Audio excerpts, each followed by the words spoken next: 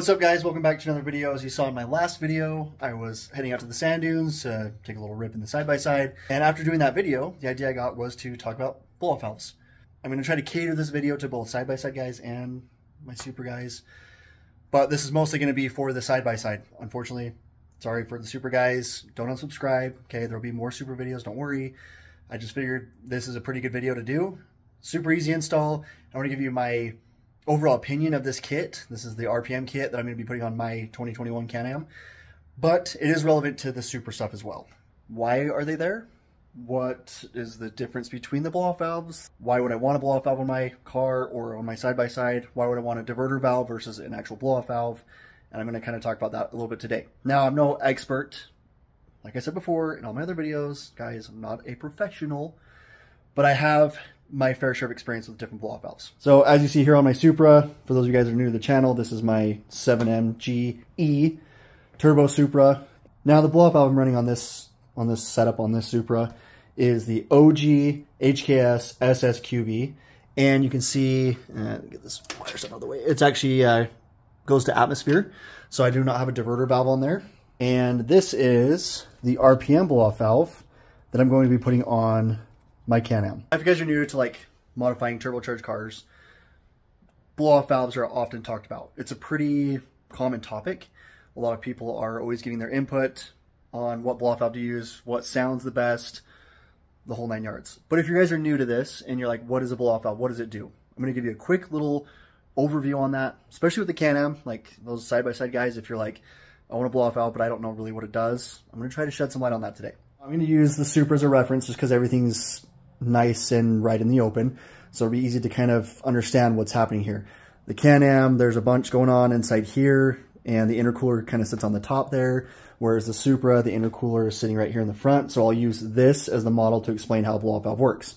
Quick disclaimer, blow-off valves do not work on naturally aspirated cars or side-by-sides. You have to have positive pressure, you have to have boost in order to open the blow-off valve to make that cool whooshing sound. A naturally aspirated car is using vacuum, okay? So it's not, you're not forcing air into it, it's just using the air as it needs. You're not gonna have positive pressure inside those charge tubes to cause a blow-off valve to work. So, sorry if you guys don't have a turbocharged car, but hopefully this video is still what's somewhat entertaining to you. And if you guys decide to get a turbocharged car later in the future, you'll have this little video as a reference. So there you go, you're welcome. Now how this works in a very slimmed down, very quick overview. Turbocharger, it's inside there. This is going to spin up and it's going to create positive pressure. It's going to go through the tube here, it's going to go underneath, and then it's going to go into the intercooler, which is this guy right here. And that acts kind of like a radiator. Okay, so you got your radiator there, that's what cools coolant down. This cools down air. So your positive pressure comes from the turbo, goes through here, and then it's going to go underneath, and then it's going to go up here to the intake manifold. Now as you're getting on it, giving it throttle, you're getting boost from here through here, and then you're gonna let off the throttle. There's positive pressure inside this whole area. Now, if you don't run a blow-off valve, you're gonna probably hear something like this.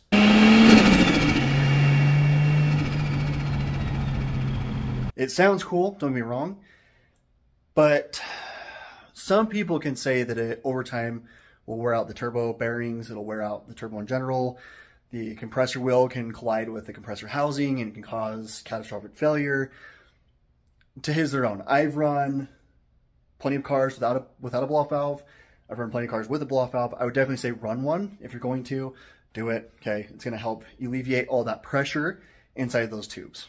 What you do is you put the blow-off valve somewhere close to the throttle body here. So as the throttle body closes, all that air is going to ramp up against the throttle body and it's going to need to go somewhere. When you hear that sound, that's the air basically going back through this way and going back into the turbo, and that's what's causing that sound, that chopping of the air. But if you put the blow-off valve here, then you get a different sound. And that's the air evacuating through here and not going back around through here. Some of you guys might ask, well, what does a blow-off valve actually do? How does it actually work? That is, you're gonna have air that's gonna come through here, and then it's going to come out this side port here. That says QV is the same way, or the tile, same concept, except for the air is going to be evacuated out of these ports here. So the air is going to come in through the bottom here. The boost pressure is going to push this open, with the help of vacuum assistance. So the vacuum is going to pull the plunger open, and then the boost is going to push it the rest of the way open, and that's what you're going to get that cool sound. Now on the RPM kit, okay, so now for my side-by-side guys, for those of you that are waiting for the install on this, the time has now come. Now you can see on here, I've already put the vacuum line on. I've actually already had the blow-off valve on here because I wanted to see what it sounded like. So I thought, might as well do a video and show you how to install this thing. It's pretty easy, pretty straightforward. Now I'm also going to give you my opinion on this. This is not a sponsored video, so I'm going to tell you exactly what I feel about this and how I think it will do, how I think it sounds, and the overall quality. So what's in the box? The kit that I've got here, minus this, is from UTV Source. I'll put the link in the description below. This setup here, I'll explain this here in a second, but this whole kit was about 160 bucks, all shipped, all said and done to my house. It was about $202 exactly. So this is what comes in the kit. This is the charge tube that comes off the Can-Am. You do get a silicone hose that will accommodate this. It's just on the side-by-side. I didn't want to pull the whole thing off because it's a nightmare, but I will show you guys how to install on your machine. This is just the factory Can-Am one. Now you can see Can-Am, for whatever reason, decided to not run a blow-off valve on their machine. So this is the charge tube that came with the machine from the factory. And you can see this side right here is going to go to the intercooler, and this goes to the turbo. There's no blow-off valve in between. The blow-off valve would go here. Okay, so it comes from the factory without a blow-off valve. So for my Can-Am guys, when you're letting off the throttle, especially if you're the dunes or you're just getting on it pretty good, you let off, you'll hear, that's not your blow-off valve. That's compressor surge. That's what we're talking about. That's that noise that you're hearing. It sounds cool, don't get me wrong, but like I said, some people could argue that that may cause premature wear over time. Now, what you get with this kit, you get the blow-off valve, you get this hose, nice little billet flange with a little barb on there. That's going to go into the intake plenum. That's pretty easy to install. You're going to get a block-off plug. That's going to go on the charge tube that you get, the one that's already in there. If you do not want to run a blow-off valve, you can plug this in where the blow-off valve goes. You'll get a couple hose clamps. You'll get a couple springs. You'll get a rebuild kit with some O-rings and some grease stuff in there. You'll get a pretty cool little filter with a sand sock on it, which I can already tell you right now, the problem is the hose clamp doesn't quite fit. So there's a problem there, but we'll talk about that more in a little bit. Now, since I've already run this on the Can-Am, you're going to get 3 springs. So you're going to get the 2 over here and you're going to get the 1 in here. I would say the Can-Am's not running enough boost pressure for these other springs. So it acts as if there's not even a blow-off valve on there at all. The springs are too stiff. The boost doesn't open it. The spring in here is going to be the loudest one. It's the softest one. Like I said, that's the one it's already inside the blow-off valve. I would just run that one. If you're running more boost, I mean, you can kind of mess with this stuff. It's really easy to do. This top half just actually unscrews. I'm not going to take it all the way off, but you just unscrew this top piece here. It comes off. The spring's inside there. Put the new spring in, compress it, and then screw it together, and you're good to go. You can actually do all this inside the machine when it's still on there. It's easy just to undo this hose here, and kind of hold it there with this still attached. Undo this, take the spring out, and you can mess with it that way. So first impression of this blow-off valve. I'm actually pretty impressed with how it is. The housing is actually really nice quality. The machining on it's actually pretty decent. I mean, it's got the RPM logos engraved on the banjo fitting bolt. The hoses are pretty decent. The charge tube that comes with this is actually pretty decent quality. It's pretty flexible, nice. Seems like it's going to hold up really well. This stuff is pretty good. I mean, the filter looks pretty decent. Looks like it's going to hold some stuff out for sure. And the sand sock on is pretty nice. But like I said, overall, the problem that I'm seeing already is you're not going to be able to get a hose clamp inside here, but we'll mess with that later if we need to. Now, if you're thinking of running this kit on your 2021 Can-Am, I would definitely recommend it. Overall, I would say it's a pretty good kit, and everything you need to easily install it on your machine comes with it. I know the listing on UTV Source seems kind of a little wonky. It kind of almost seems like it's just the blow-off valve that you're getting, but you're getting the whole kit. Like I said, I'll put the link in the description below so you guys can buy the exact one that I've got here. Some of you guys might say, well, I'll just run an Evo, I'll run something else. I know there's some guys that actually run the tiles, so the blow-off valve I got on my bench. I actually am kind of curious to see how the SSQV would sound on this. As long as I have like a flange that would adapt to the hose that's on there. It only needs about 8 PSI to open the SSQV, so it would probably actually work on this. But enough about that. So we're now going to get into the install. There's videos out there, and they show you how to do it. RPM, don't get mad at me, RPM, if you're watching this. RPM says it's about 20-minute install. I would give yourself about an hour. It's not like it's hard. It's not a hard install.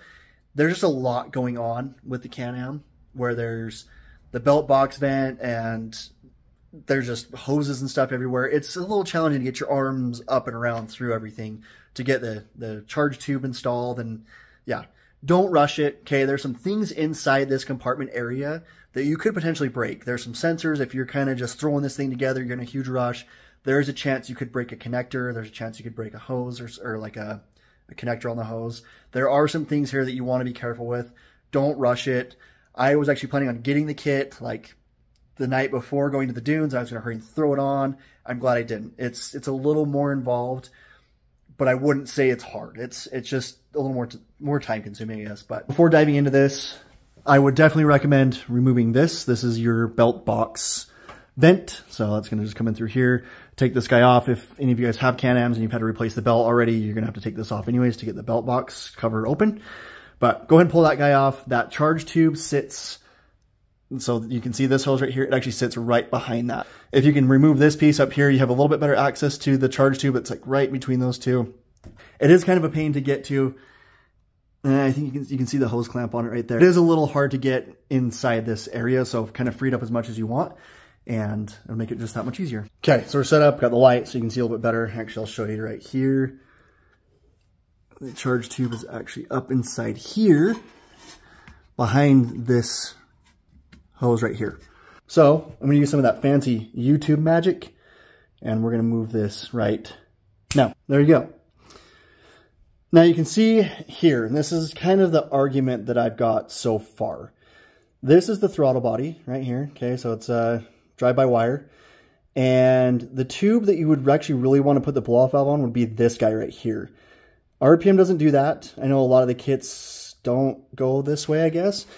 But it would be more effective if the blow-off valve was on this tube. The tube that we're going to be replacing is actually up back behind there.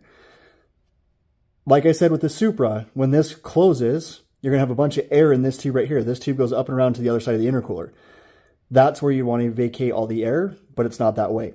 So because of this, the problem that I already see with this blow-off valve kit, again, not that there's anything super wrong with it, but it's not as responsive. The blow-off valve takes a little bit longer to open. So you can get on the throttle, you let off, and then it'll blow off. So it does take a second, because you got to think all that air's got to go back through this, through the intercooler, and then through the blow-off valve. Where if it was right here, it would be a lot more responsive, but not a big deal.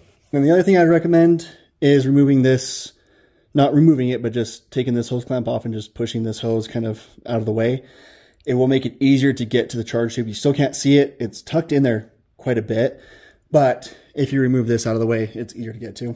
Also, if you guys are wondering, every hose clamp on here is a 9/32. So you can use this same socket for everything in here. Okay, and the next thing you're going to want to do is access the turbo through here. So if you guys aren't familiar with the Can-Am, if you just barely bought this thing and the first thing you want to do is put a blow-off valve on here, you're going to want to remove this.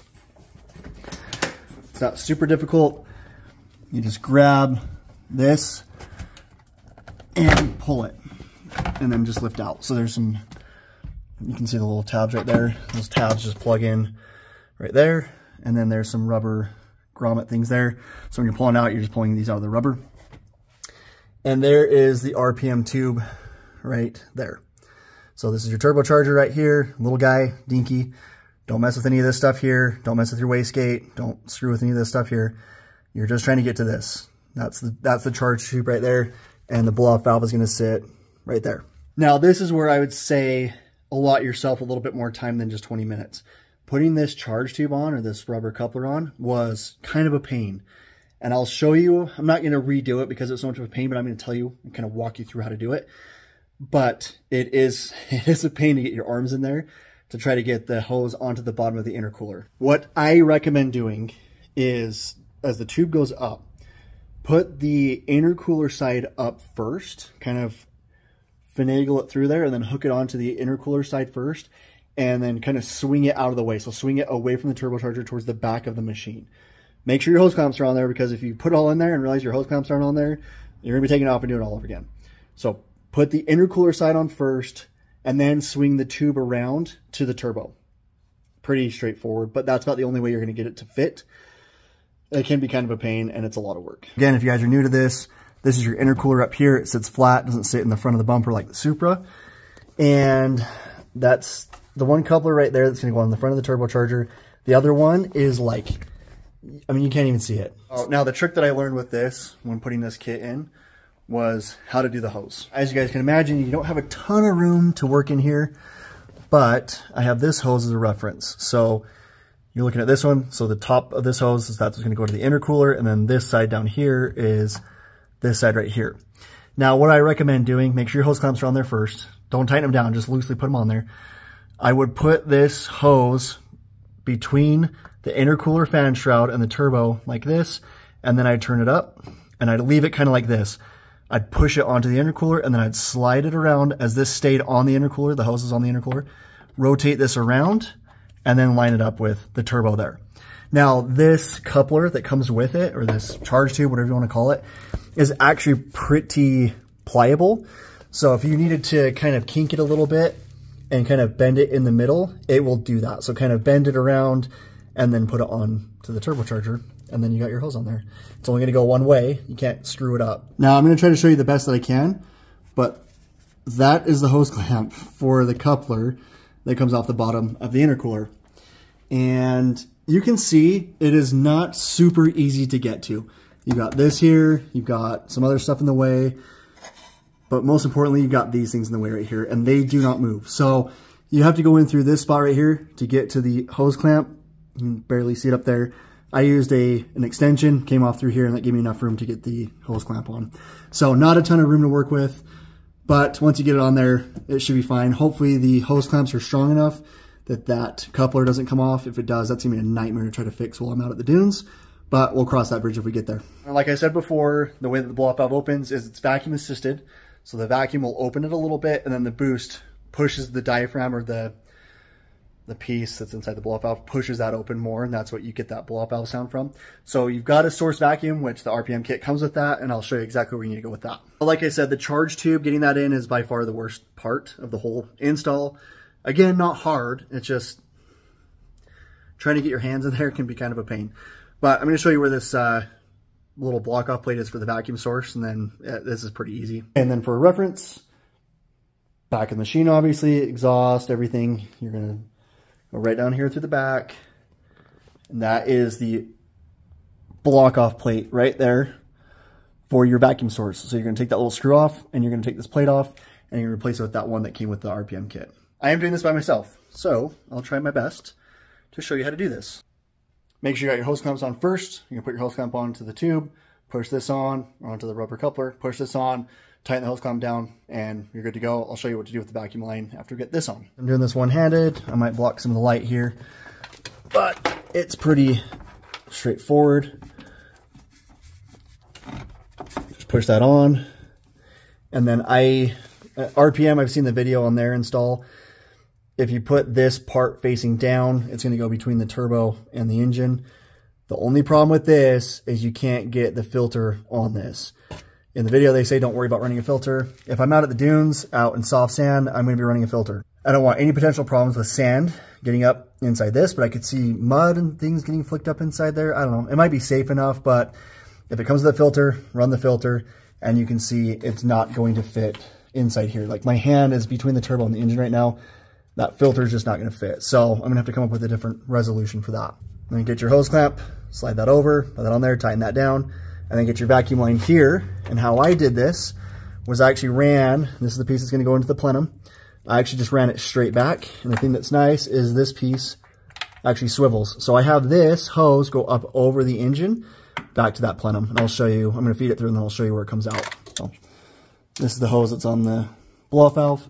And so you can see it's going to be pretty easy just to put it right in that little spot there. And then I've got it running up over the top of the engine. Sorry, I got the chassis in the way. You can see it runs right up through there. And actually, you can see the blow-off valve sitting right there. So everything just runs right over the top of the motor and back to that vacuum block-off plate. Everything on this machine is a Torx. So I have one of these little fancy guys. I do have a whole Torx bit set too, but this just is easier. I usually take this with me to the dunes. It's kind of like a Swiss Army knife for Torx bits. It's cheap, but it works. Okay, and then this is just like a It comes out pretty easy. It's just hard to get your arm in there when you're trying to film. Okay, there's the screw right there. Just take that guy out. Okay, so it's just like a, not a self-tapper, but just like a, it just screws into the plastic. And then take this guy here. You're gonna just kind of wiggle it back and forth as you're pulling up on it, and then it comes out. That's all it is. Just a little block-off plate. There you go. Just a little block-off plate with a little O-ring, and that's it. Then you're gonna get this guy here. Oh, that's better. You can actually see what I'm doing. And this thing just kind of swivels around here. So you can see it's kind of loose. You're gonna push this guy in here, make sure your O-rings are on there, because there is vacuum and boost inside this. So if you do have any weird anomalies inside the intake manifold, it's probably gonna give you an engine code, because these things are super finicky. They don't like any abnormalities. So make sure you get it pushed in there okay. It's gonna be, you know, fairly snug when you first get it like going, but then line that up, and as you start to put the screw in, that's gonna pull the O-ring down, and then it'll make a good seal.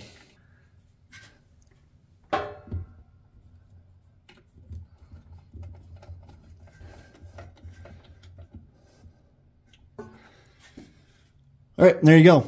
So it's on there. Make sure this hose is kind of up out of the way. I did have to cut some off this. Before I plugged it onto this, I just trimmed, I think it was maybe just a couple inches off, trimmed it down, and then it fit just fine with it. A little bit of slack going up and over, and it was good to go. Okay, I got everything tightened down on the back, and I've got everything tightened down here on the front. That's kind of what the final product looks like. The only thing I might do different, or add, that the kit doesn't come with, is this blow-off valve housing, or the cap, whatever. It sits against the fan shroud for the intercooler, and you can see, like, going over, you know, sand dunes or whatever it may be. I mean, I just see that causing some problems eventually. It doesn't hit the fan itself. The blades are tucked up there pretty high, but I could see that causing some potential issues, maybe cracking the housing.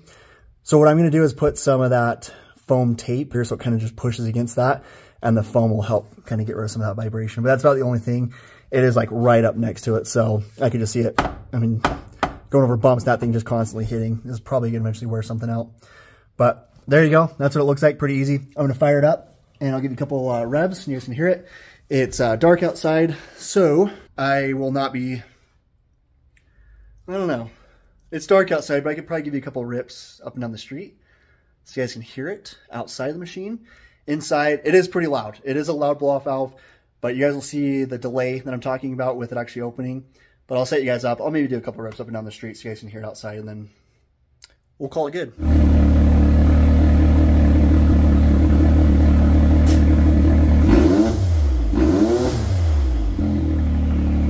All right, hope you guys can hear me. It's a little loud, but I'll just take you guys for a quick little rip. Revving it up, you can't hear it that well. It's not super loud, so I figured I'd just give you a quick little ride. You'll be able to hear way better when it's actually under boost. Just revving up, you're not going to get much PSI. So actually putting it under some load, like in gear, you'll hear it a lot better.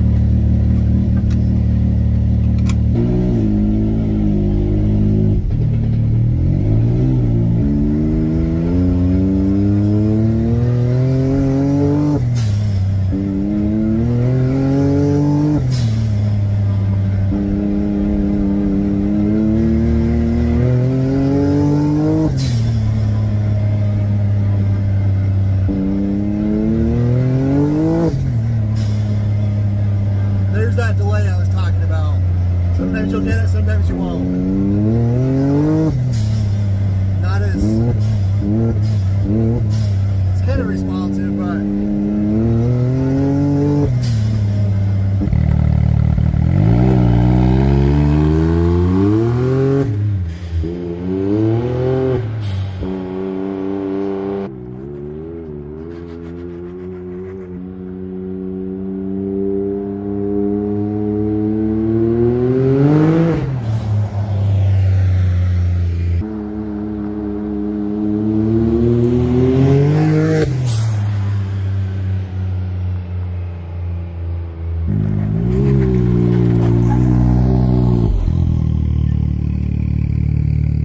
well, there you go. Pretty straightforward.